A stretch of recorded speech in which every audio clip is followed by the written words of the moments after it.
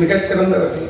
நான் பர்சனலாக ரொம்ப யோசிச்சு பார்த்தா, ஏன்னா 10 வருஷம் கழிச்சு கோவையில் இத்தகைய ஆளுமைகள் எவ்வளவு செல்வ செழிப்போடு இருந்தாங்கன்னு ஆச்சரியமாக இருக்கக்கூடிய அளவு ஒரு மேடை இது. நான் ரொம்ப யோசனை பண்ணி தான் அதை சொல்கிறேன். அத்தகைய 2 ஆளுமைகளுக்கும் விருது வழங்கும் பொழுது அவருடைய வாழ்த்துகிறவர்கள் யாராக இருக்க வேண்டும்? சாதாரண ஆட்களை கூப்பிட்டு வாழ்த்த முடியாது இல்லையா? அந்த தகுதி வாய்ந்த நபர்களுக்கு அவர்களுக்கு வாழ்த்தக்கூடிய தகுதி வாய்ந்த நபர்கள் இருக்க வேண்டும் என்பதற்காக நாங்கள் யோசித்தோம். அப்படி யோசித்த போது எங்களுக்கு கோவையிலேயே இருக்கட்டும் என்று திரு வேலாயுதம் அண்ணா அவர்கள் எங்களிடம் கட்டளையிட்ட பொழுது 2 பெயர்கள் எங்களுக்கு முதலில் வந்தது. 1 நாஞ்சில் அவர்கள், 2 முத்தையா அவர்கள். முத்தையா அவர்கள் முதலில் வேறொரு நிகழ்ச்சிக்காக பெங்களூரிலே சென்று இருக்க வேண்டி வந்தது. அதை நிறுத்திவிட்டு கிட்டத்தட்ட நாங்கள் பத்திரிகையெல்லாம் அடிச்சிட்டோம். அடித்ததுக்கு அப்புறம் இல்லை வராருன்னு சொன்னோன்னு திரும்பவும் பத்திரிகையை மாற்றி அடித்தோம். ஆனால் பத்திரிகையை மாற்றி அடிக்கும் அளவுக்கு ஒரு தகுதி வாய்ந்த ஒரு நபருக்காக அதை செய்தோம். நேற்று பிரதமருடன் இருந்தார். நாளை ஒரு தொலைக்காட்சியிலே நேரடிக்காக இப்பொழுது விமானத்துக்கு செல்ல இருக்கிறார். இடைப்பட்ட நேரத்திலே சொந்த ஊரிலே இந்த விழாவுக்கு வந்து நம்மை எல்லாம் கௌரவிக்கிறார்.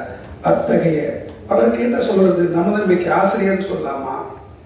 அப்புறம் அவர் இந்த வெற்றி வாசல் நடத்துறாரு, தன்னம்பிக்கை பேச்சாளர் சொல்றதா? ஆன்மீக பேச்சாளர் சொல்லலாமா? தமிழில் எல்லாத்துக்கும் ஒரு அத்தாரிட்டின்னு சொல்றாங்க, அப்படி சொல்லலாமா? என்ன எடுத்துக்கணும்? ஏதாவது ஒரு சந்தேகம் வந்தால் உடனே யார் எழுதுனான்னா ஒரு நிமிஷம், அது கண்ணதாசனை சொல்றதா, பெரிய புராணத்தை சொல்றதா, தேவாரத்தை சொல்றதா, திருவாசகத்தை சொல்றதா? சரஸ்வதி குடிகொண்டிருக்கும் இந்த அபிராமியுடைய திரு முத்தையா அவர்கள் இப்பொழுது நம்முடைய வாழ்த்துறை வழங்க இருக்கிறார். அவர் விமானத்துக்கு செல்ல வேண்டியிருப்பதால் இதை முடித்தவுடன் அவர் கிளம்பியிருக்கிறார் என்பதை தெரிவித்துக் கொள்கிறோம்.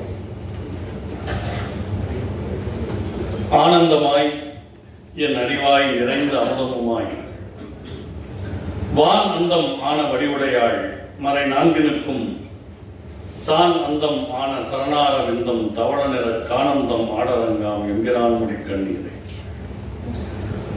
வணங்குவதற்குரிய இந்த விருது விழாவினுடைய தலைவர், மதிப்பிற்கும் அன்பிற்கும் உரிய இயக்கோக சுப்பிரமணியன் அவர்களே, இந்த விழாவினுடைய நாயகர்களாக விளங்குகிற அறிவுலகவாதிகளின் ஆபுத்திரன் அண்ணன் வேலாயுதம் அவர்களே, எங்கள் தலைமுறை பார்த்து வியந்த ஒரு சிறந்த கவிஞர் சிதம்பரநாதன் அவர்களே, என் மிகுந்த அன்பிற்கும் மரியாதைக்கும் உரிய நாஞ்சில்நாதன் அவர்களே, நன்னறி கழகத்துடைய தலைவர் பத்மநாபன் அவர்களே, செயலாளர் ஜெயச்சந்திரன் அவர்களே, இந்த நிகழ்ச்சியை ஒரு கனவு போல மனதிலே காத்து வடிவம் கொடுத்து வழிநடத்தி கொண்டிருக்கிற அன்பு சகோதரர் நடராஜன் அவர்களே, திரண்டிருக்கிற கோவையினுடைய முன்னணி முகங்களே, பெரியோர்களே, நண்பர்களே, உங்கள் எல்லோருக்கும் என் அன்பு கலந்த வணக்கங்கள் உரியன ஆக வேண்டும். இந்த விழாவில் 2 பெரும் ஆளுமைகள் நம் முன்பு சிறப்பு பெற்றிருக்கிறார்கள். வயது கருதி சிதம்பரநாதன் அவர்களுக்கு முதலில் அந்த விருது தரப்பட்டிருக்கிறது. அவர் தோற்றத்தில் இளமையாக இருந்தாலும் அதில் ஒரு சீனியாரிட்டி இருக்கு போல. சில பேர் பிறக்கிறப்பவே வயசானப்பறம் தான் பிறப்பாங்க. ஆனால் இவர்கள் இருவருமே இளமையினுடைய வடிவங்கள். அண்ணன் வேலாயுதம் அவர்களை பற்றி நான் சொல்ல வேண்டும் என்றால், காலம் சில கணிப்புகளை அவ்வப்போது தகவமைக்க வேண்டும். பதிப்பகங்களில் சென்னையை தாண்டி கோவையை தலைமையிடமாக கொண்டு அல்லது சென்னையை சாராமல் இருந்து ஒரு வெற்றிகரமான பதிப்பாளராக வந்த முதல் சாதனையாளர் வேலாயுதம் அவர்கள். இன்றைய கணக்கில் நாம் பார்ப்போம் என்று சொன்னால், வானதி திருநாவுக்கரசு அவர்களுக்கு பிறகு பதிப்புலகத்தில் ஒரு பீஷ்மர் என்று கொண்டாட வேண்டும் என்றால் அது வேலாயுதம் அவர்களைத்தான் கொண்டாட வேண்டும். இங்கே நம்முடைய ஐயா இயக்கோக்கா அவர்கள் சொன்னது போல, முதன்மையாக ஒரு வாசகர். எந்த ஒரு உற்பத்தியாளரும் தன்னுடைய தயாரிப்பினுடைய முதல் நுகர்வோராக இருப்பது ஆச்சரியம். அப்படி இருக்கக்கூடிய ஒரு வேலாயுதம். அவர் நூல்களை வாசிப்பது எந்த அளவுக்கு தீவிரமானது என்றால், அவர் சற்று உடல்நலம் குன்றியிருந்த காலத்தில் ஒரு இன்றைக்கும் கூட உடம்பு இயல்பு உண்டு. ஒரு புத்தகத்தை படித்து அது உருக்கமான இடம் இருந்தால் புத்தகத்தை வைத்து விட்டு தேம்பி தேம்பி அழுவார். புத்தகத்தை வாசித்து விட்டு அழக்கூடிய பதிப்பாளர். சில பதிப்பாளர் புத்தகத்தை போட்டுட்டு அழுவாங்க. இதேண்டா போட்டு அழுவாங்க இருக்காங்க. ஆனால் வாசிப்பில் அந்த உணர்ச்சி வயத்தினுடைய உச்சத்துக்கு போனதால் அவருடைய குடும்பம் கொஞ்ச காலம் அவரை வாசிப்புக்கு கூட ஒரு இடைக்கால தடை விதித்திருந்தது. அவர் உடல்நலம் தேறுகிற வரையில் நீங்கள் வாசிக்க வேண்டாம் என்று கேட்டுக்கொள்ளுகிற அளவிற்கு அதில் ஈடுபாடு கொண்டார். இது பெரிதில்லை. அவர் சொன்னதை போல அவர் எழுத்தாளர்களுக்கு கடிதம் எழுதுவார். அதுவும் ஒரு இயல்பான ஒரு வாசகனுடைய செயல்தான். சென்னை புத்தக கண்காட்சிக்கு நான் சென்றிருந்த போது, இப்பொழுது புத்தக கண்காட்சிக்கு தலைமை பொறுப்பேற்றிருக்கக்கூடிய கவிதா பதிப்பக நிறுவனர் சேது சொக்கலிங்கம் அவர்களுக்கு கொஞ்சம் நேரம் பேசிக் கொண்டிருந்தேன். அப்போது அவர் சொன்னார், வேலாயுத மன்னனை பொறுத்தவரை எங்களுக்கு அவர் தொலைபேசியில் கூப்பிட்டால் கூட புத்தகம் எப்படி விற்றது, வியாபாரம் எப்படி இருக்கிறது என்று இரண்டாம் தான் கேட்பார். ஒரு பதிப்பாளர் இன்னொரு பதிப்பாளரை தொலைபேசியில் அழைத்து கேட்கக்கூடிய முதல் கேள்வி, சொக்கலிங்கம் நீங்க என்ன புத்தகம் படித்தீர்கள் என்றுதான் கேட்பார் என்று அவர் சொன்னார். இது ரொம்ப ஒரு ஆச்சரியமான குணம்.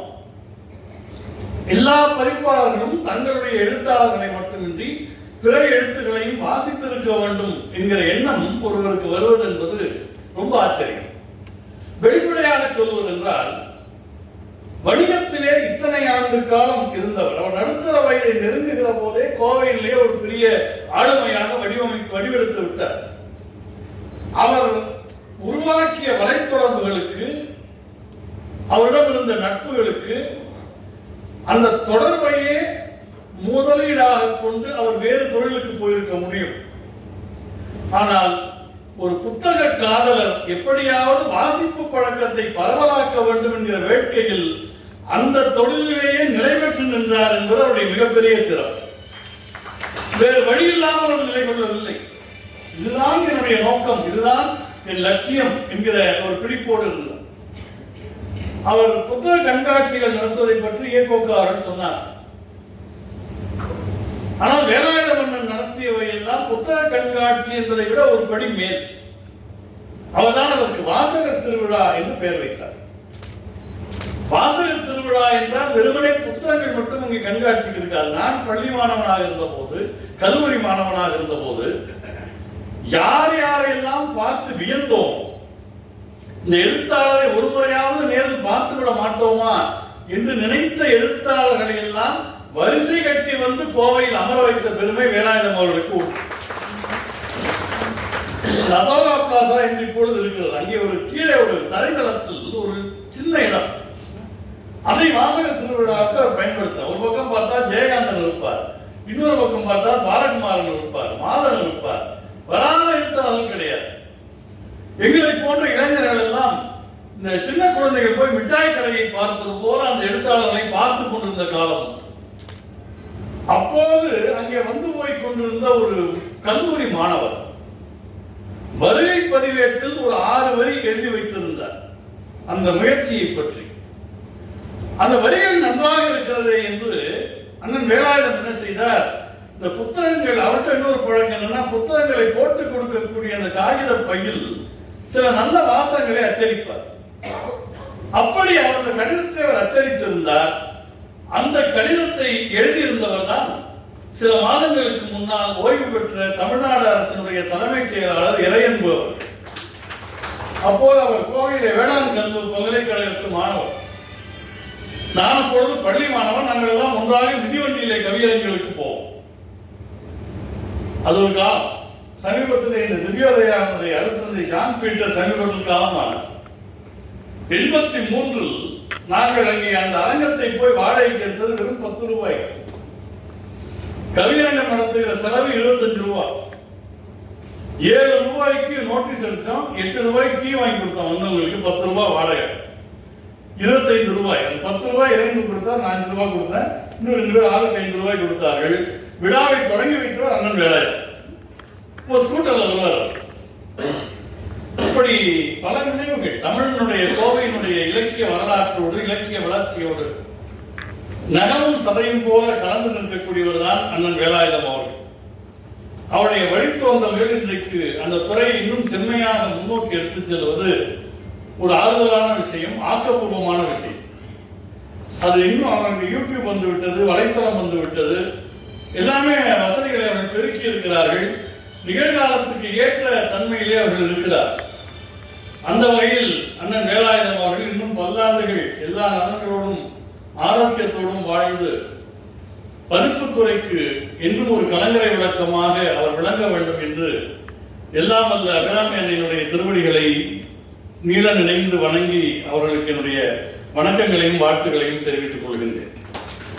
இன்றைய அடுத்த விருதாளர் கவிஞர் சிதம்பரநாதன் அவர்கள். சிதம்பரநாதன் அவர்களை ஒரு பத்திரிகையாளராக, இப்பொழுது இந்த புத்தகத்தின் மூலம் ஒரு கட்டுரையாளராக பலர் நன்கு அறிவார்கள். அவருடைய முதன்மையான பங்களிப்பு என்னை பொறுத்தவரை கவியரங்க மேடைகள். கவிதை ஒரு நிகழ்ச்சி கலையாகவும் வடிவம் எடுக்கும். வெகுமக்களை சென்று போகிற போது ஒரு வெகுமக்கள் கலைக்கு ஏற்ற ஒரு வடிவத்தை எடுக்கும். அதில் என்னுடைய பார்வையில் 2 பேர் பெரும் சாதனையாளர். மரபு கவிதை சார்ந்த கவியரங்குகளின் சாதனையாளர் கவிஞர் இளந்தேவன். புதுக்கவிதை சார்ந்த கவியரங்களுடைய சாதனையாளர் கவிஞர் சிதம்பரநாதன். அவர் மேடைக்கு வந்துவிட்டால் கவியரங்கம் அப்படி களை கட்டும். அதாவது பேச்சில் நகைச்சுவை கொண்டு வருவது எளிது, கவிதையில் கொண்டு வருவது ரொம்ப கடினமான வேலை. அது மட்டுமல்ல, அவர் புத்தகங்களுக்கு வைக்கிற தலைப்புகள் எல்லாமே ரொம்ப கம்பீரமாக இருக்கும். அந்த வானம்பாடி இயக்கத்தில் அவர் இருந்தபோது அவருடைய முதல் கவிதை தொகுப்புக்கு தலைப்பு அரண்மனை திராட்சைகள் என்பது. அது சொல்ற போதே அது ஒரு பெரிய மலைப்பை கொடுக்கும். அரண்மனை திராட்சைகள் ஒரு தொகுப்பு கொண்டு வந்தார். அதுவும் அவருடைய தமிழ்த்தாய் வாழ்த்து ரொம்ப பிரசித்தம். தமிழ்த்தாய் வாழ்த்து சொல்ற போது இந்த காலுக்கு சிலம்பு, இடைக்கு மேகலையெல்லாம் சொல்லிட்டு அந்த தமிழ்த்தாயை ஒரு பெண்ணாக உருவப்படுத்துவார். உருவப்படுத்திவிட்டு சொல்லுவார், கிள்ளி விட்டால் சிவந்து போகும் உன் கிளிமூக்கு நிற கன்னத்தில் கண்படுமோ என்று ஒரு புள்ளி வைத்து போக புறப்பட்டு வந்தவன் நான் அப்படிம்பார். அதனால அப்படியே கரகரகரம் ஆயிடுச்சு. இதை நான் எழுதி வைத்து படிக்கல, அவர் சொல்லி சொல்லி மனசுல பதிஞ்சிருச்சு. எல்லாத்த விட ஒரு வியப்பு என்னன்னா, ஒரு இது சொல்லப்போ எனக்கு யோசனையா இருக்கு. நம்முடைய கோவை வானொலி, அப்போதெல்லாம் உங்களுக்கு வானொலி ஒன்றுதான், தொலைக்காட்சி கூட அரசு தொலைக்காட்சி மட்டும்தான். அவர்கள் ஒவ்வொரு விழாவுக்கும் ஒரு கூடுகை நடத்துவார். அண்ணன் மாணிக்கத்தோடு சேர்ந்து பாரதி விழாவை நடத்துவார்கள் வானொலி நிலையத்தில். அதுபோல் சித்திரை விழாவுக்கு ஒரு கவியரங்கம் நடத்தினார். நானெல்லாம் கல்லூரி மாறேன். இந்த கவியரங்கம் கேட்கறதுக்காக பஸ் பிடிச்சு பொள்ளாச்சி போனோம். பொள்ளாச்சியில நிகழ்ச்சி தலைப்பு வேகமாய் வருகிறது வெற்றி ரதம் தலைப்பு. பாடன அத்தனை பேரும் ரொம்ப சீரியஸான கவிதைகள். அந்த வெற்றி அங்க வந்துருச்சு, இங்க வந்துருச்சு, தொழில வந்துருச்சு, வேளாண்மையில வந்துருச்சு, ஒவ்வொன்னா சொல்றாங்க. நிறைவு கவிஞராக சிதம்பரநாதன் வந்தார். எனக்கு அப்படியே, அதாவது அந்த மேடைக்கு பிறகு நான் அந்த கவிதையை வாசிக்கவில்லை, அவரும் அதை பதிப்பிக்கவில்லை. ஆனால் கேட்டது என் மனசில் இன்றளவும் பதிந்திருக்கிறது. அது அவருக்கே ஒரு பாணியில வந்தார். நின்றுட்டு வேகமாய் வருகிறது வெற்றி ரதம்னு தலைப்பு ஆரம்பிச்சார். இந்தியாவின் கிராம குப்பை மேடுகளில் நின்று கொண்டு சுற்றி சுற்றி பார்க்கிறேன். ஏதோ வெற்றி ரதம் வருகிறதாம், அதுவும் வேகமாக வருகிறதா அப்படின்னு ஆரம்பிச்சார். ஆரம்பிச்சு அடுத்தவங்க சொன்னாரு, குபேரபுரிகளுக்கு வேண்டுமானால் வெற்றி ரதங்கள் வரலாம், குசேலபுரிகளுக்கு சொற்கரதம் அல்லவா ஜோராக வருகிறது அப்படின்னார். அந்த சபை அப்படியே கலகலந்து போச்சு. அப்போ மழை இல்லாத காலம், அது பொள்ளாச்சி தென்னை மர விவசாயம் நடக்கிற இடம். அங்க நின்று சொல்றாரு, வறட்சி, எங்கனும் வறட்சி, தென்னை மரம் வைத்த விவசாயிகள் எல்லாம் விறகு கடை வைக்கலாமா என்று விசாரித்துக் கொண்டிருக்கிறார்கள் அப்படின்னாரு.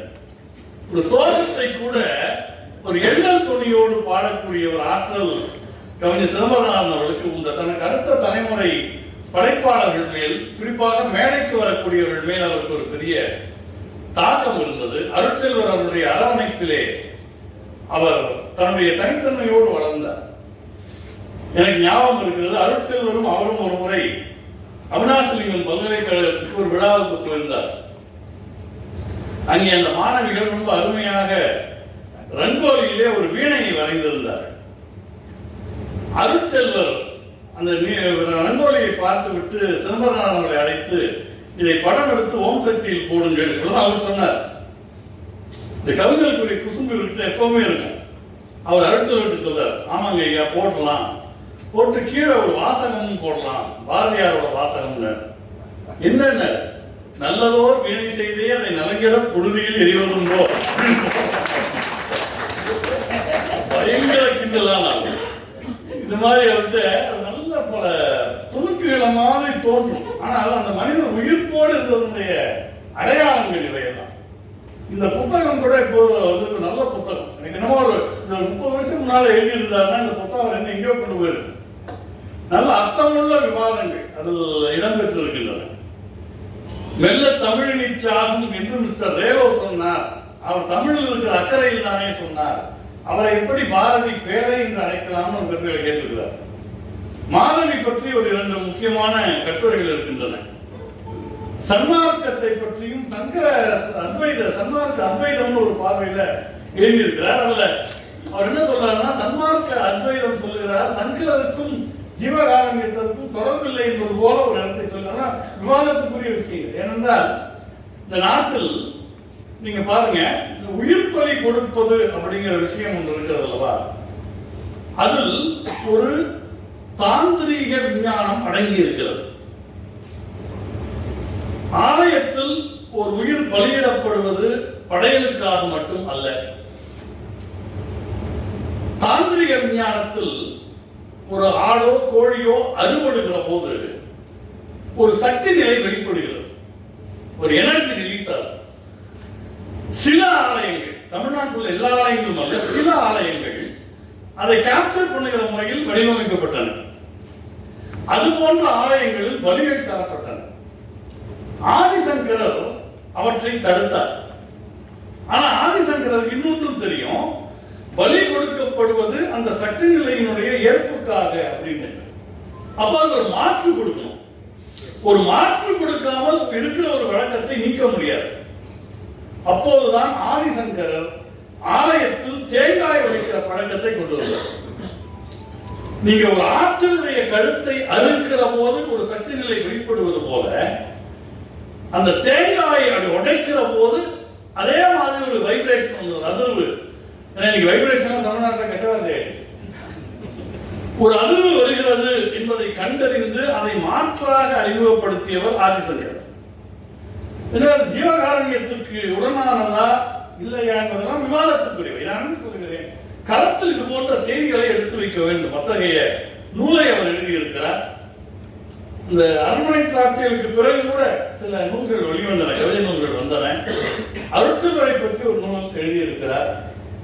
எனவே ஒரு படைப்பாளரும் ஒரு பதிப்பாளரும் தமிழ் மண்ணில், குறிப்பாக கொங்கு மண்ணில் தாங்கள் தோன்றிய துறைகளுக்கு முத்திரை பதிக்கிற விதமாக அவர்கள் விளங்குகிறார்கள். நான் சமீபத்தில் இந்த சித்ராலட்சுமனுக்கு கொடுத்த பேட்டியில் கூட ஒன்றை சொன்னேன். அது இந்த 2 பேருக்கும் பொருத்தம் என்பதால் அதை நான் சொல்லி நிறைவு செய்கிறேன். எல்லோருமே ஒரு துறைக்குள் ஏன் வருகிறோம்? ஒரு எழுத்தாளராக, ஒரு கவிஞராக, ஒரு பதிப்பாளராக, ஒரு தொழில் முனைவோராக எதற்காக ஒரு துறைக்குள் வருகிறோம் என்றால், நமக்கு வாழ்க்கையில் ஏதாவது ஒரு அடையாளம் வேண்டும் என்றுதான் தொடக்கத்திலே வருகிறோம்.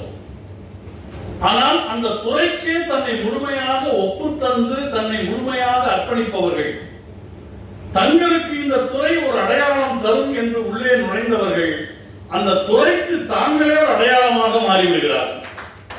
இதுதான் வளர்ச்சி, இதுதான் அடுத்த பரிபக்குவம், இதுதான் அடுத்த கட்ட நிலை. எனவே பதிப்பு துறையிலும் படைப்பு துறையிலும் தங்களுக்கென்று அடையாளம் தேடி வந்த 2 மனிதர்கள் அந்த துறைகளினுடைய அடையாளமாக மாறியிருக்கிற அதிசயத்தை வேலாயுதம் அவர்களிடத்திலேயும் சிதம்பரநாதன் அவர்களிடத்திலேயும் நம்மால் காண முடிகின்றது. அந்த இரு பெருமக்களுக்கும் விருது பெற்றிருக்கிற நேரத்தினுடைய வணக்கங்களை தெரிவித்து அவளை தேர்வு செய்து தகுதியான நபர்களுக்கு விருது தந்த நன்னறி கழகத்தையும் வணங்கி விடைபெறுகிறேன். நன்றி, வணக்கம்.